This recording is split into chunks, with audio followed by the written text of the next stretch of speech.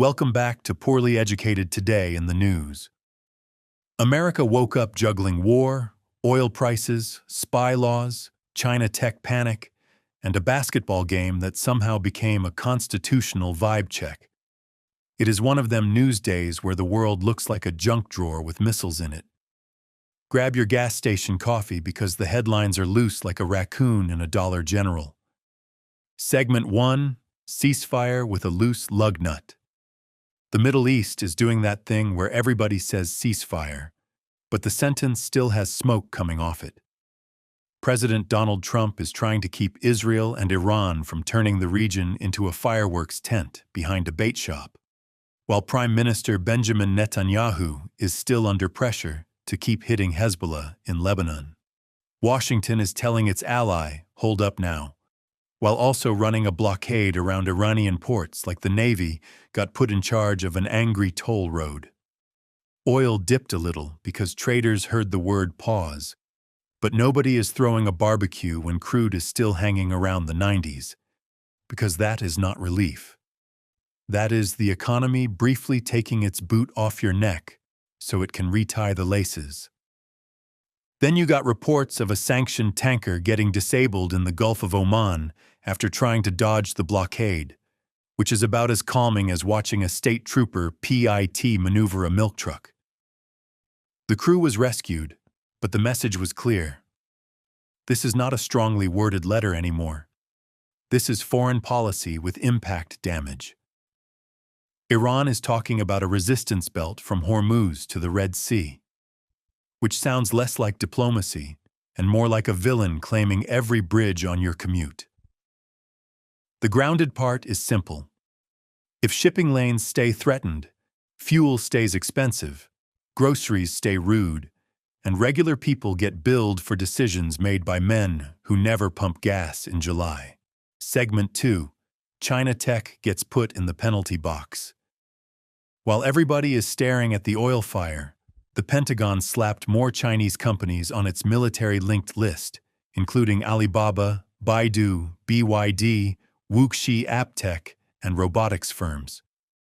That is America looking at shopping apps, cloud computing, electric cars, batteries, medicine research, search engines, and robots, then saying, hold on, this toolbox might also be a cannon. The companies deny they are military threats. China says the U.S. is stretching national security like cheap bungee cord, and American businesses now have to treat ordinary tech deals like a rattlesnake in the printer. It is economic decoupling, which is a fancy way of saying two people broke up, but still share a phone plan, a mortgage, and half the garage. The problem is that modern technology is not cleanly divided into nice civilian parts and scary military parts anymore. A battery can power your car or a drone. Cloud servers can host vacation photos or battlefield data, and AI is sitting there like a teenager with a chemistry set and no supervision. The U.S. wants to cut China out of defense supply chains, but it spent decades letting the cheapest bidder build the shelves, stock the shelves, and maybe own the shelves. If your electric vehicle, medicine, phone app, and cloud service all get dragged into a national security divorce, the settlement is higher prices and 6 new compliance departments. Segment 3, Spy Law Chicken with No Brakes. Back home, the intelligence world is having a panic attack over Bill Pulte being tapped as acting director of national intelligence after Tulsi Gabbard's resignation. The DNI is supposed to coordinate America's spy agencies, which is already like trying to herd cats through a laser light show. And now lawmakers are arguing over whether Pulte has the national security background for the job. He comes from housing finance, not the CIA, NSA, FBI, or the usual alphabet soup, and critics say putting him over intelligence is like hiring your cousin who flips campers to manage an aircraft carrier. The White House sees loyalty and management experience, while opponents see political payback with a badge, and everybody else is wondering why the spy world suddenly sounds like a real estate closing got haunted.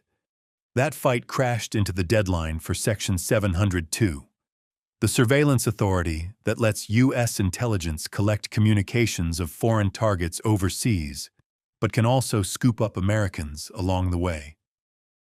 Some senators say it is vital because the world is on fire, and you do not throw away your smoke detector just because the batteries are annoying.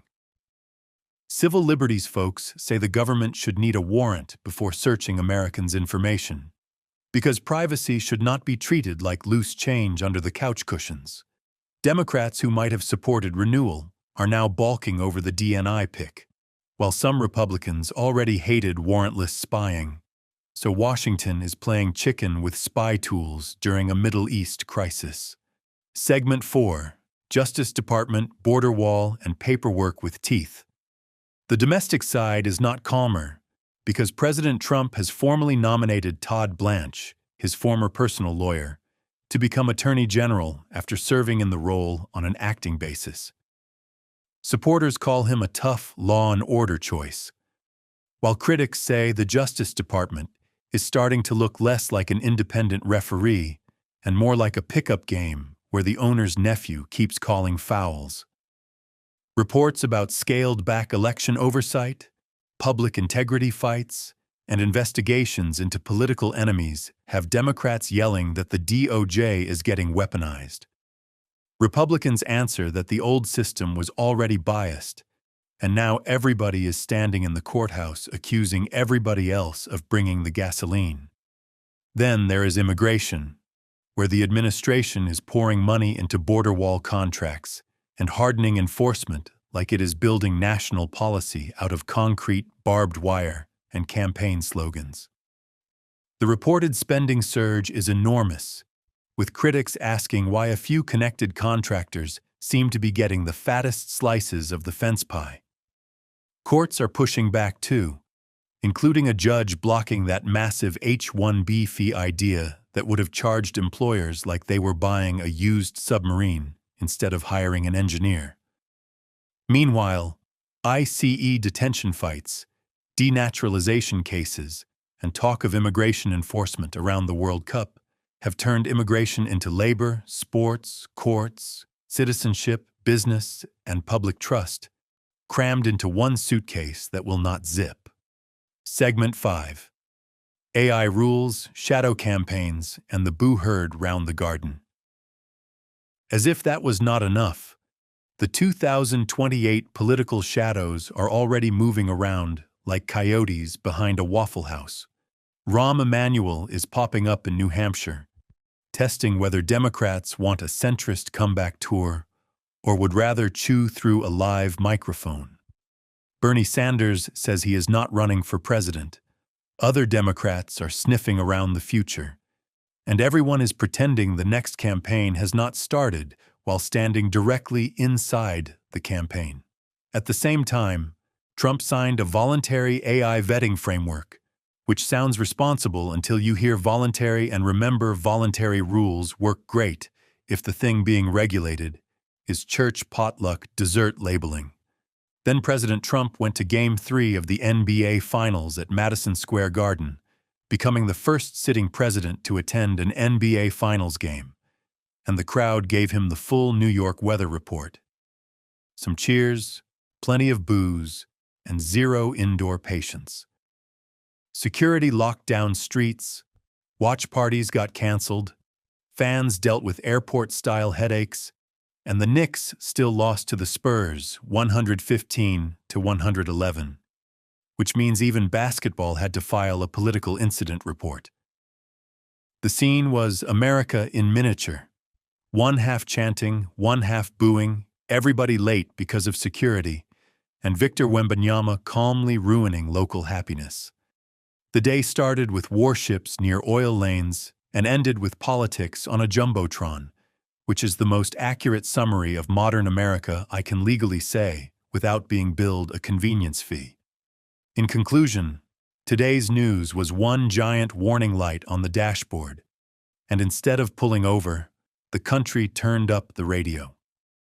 We got fragile ceasefires, expensive oil, China tech crackdowns, spy law standoffs, justice fights, Immigration battles, AI rules with training wheels, and basketball fans booing history in real time. The serious truth under all the circus noise is that trust is running low between allies, parties, agencies, countries, and regular folks and the price of living. America is still moving, but right now it is moving like a shopping cart with one bad wheel rattling toward the checkout while everybody argues about who bent it.